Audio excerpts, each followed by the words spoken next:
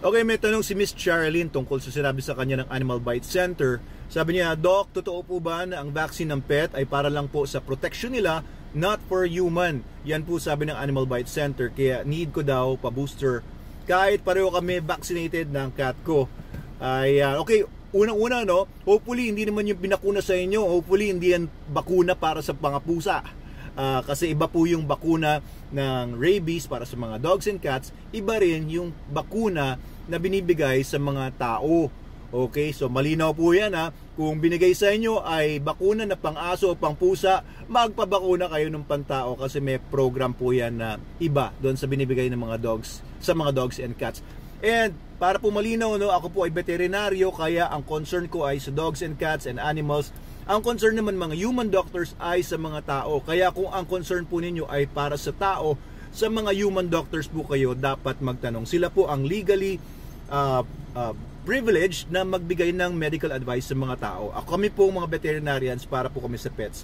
Of course, kami rin ay concerned sa tinatawag na zoonosis or yung mga sakit na pwedeng mailipat from animals to humans and vice versa. Kaya po yung rabies virus, concerned po ang both parties niya ng mga human doctors and veterinarians kasi naililipat-lipat po yan. And yung mga human cases ng rabies, usually yan nanggagaling sa mga animals. So ito po ang sinasabi siguro nung sa Animal Bite Center tungkol sa inyo. Kung nabakunahan yung pusa ninyo, maaaring magkaroon ng vaccine failure yon. There is a chance, no? And kung nagkaroon ng vaccine failure yon, and kung nagkaroon ng rabies virus yung pusa ninyo at nagtatransmit siya at kagat niya kayo at napunta sa inyo yung rabies virus na yon, kung kayo po ay bakunado, baka kailanganin pa rin na bigyan kayo ng tinatawag na post-exposure, no, na erig para po sigurado na kung may virus man nakapasok sa inyo, lalabanan na nung erig na yon agad-agad yung virus, bukod doon sa nag-elicit ng immune response sa inyo yung boosters ng vaccination against rabies. Okay, so sundin nyo lang po yung sinasabi ng Animal Bite Center, lalo na kung doktor naman or medical professional yung nagbibigay sa inyo ng advice. Doon, totoo naman po yung mga sinasabi nila.